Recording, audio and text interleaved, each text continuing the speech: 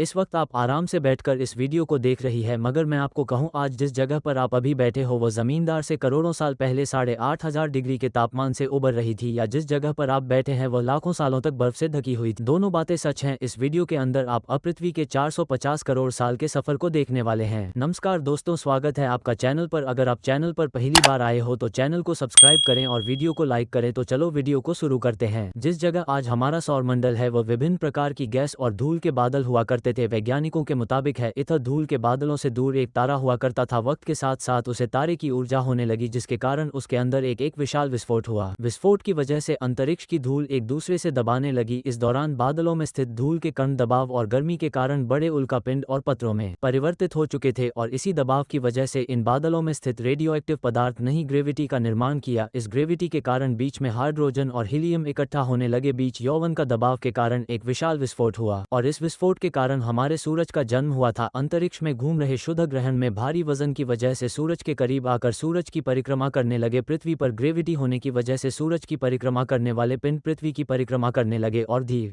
टूटकर यह पृथ्वी पर गिरते रहे। और ऐसी घटना हमारे पड़ोसी ग्रह पर भी हो रही थी, जिसके कारण ही पृथ्वी के और करीब आने लगा, और इस भयंकर टकराव की वजह से पृथ्वी के हिस्से के रूप में अंतरिक्ष में फैल गए और एक रिंग की तरह पृथ्वी का चक्कर लगाने लगे। पृथ्वी पर सिर्फ एक ही समुद्र हुआ करता था और वो 1900 डिग्री सेल्सियस के तापमान पर उबाल रहा था। समय के साथ साथ पृथ्वी धीरे धीरे ठंडी हो रही थी, जिसके कारण पृथ्वी के भारी तत्व जैसे धातु और रेडियोएक्टिव पदार्थ पृथ्वी के केंद्र में जाकर इकट्ठा हो गए। वैज्ञानिकों के मुताबिक यही भी वक्त था जब दूर गहरी पानी के अंदर निकलते ज्वालामुखियों से पहले बार सूक्ष्म जीवन का निर्माण हुआ। लाखों सालों बाद एक वक्त ऐसा आया जब पृथ्वी की पूरी सात पानी से ढक चुकी थी, लेकिन जब पृथ्वी की ऊपरी जमीन और ठंडी हो जाती, पृथ्वी के अंदर की गर्मी बाहर नहीं निकाल पाती, जिसके कारण ज्वालामुखियों का निर्माण होता है। पृथ्वी में ज़्यादा ऑक्सीजन बढ़ाने के कारण ये सूक्ष्म जीव बढ़ाने शुरू हो गए। उसे वक्त तक पृथ्वी का वातावरण ठंडा होने के साथ साथ ऑक्सीजन और आयरन की मात्रा भी बढ़ चुकी।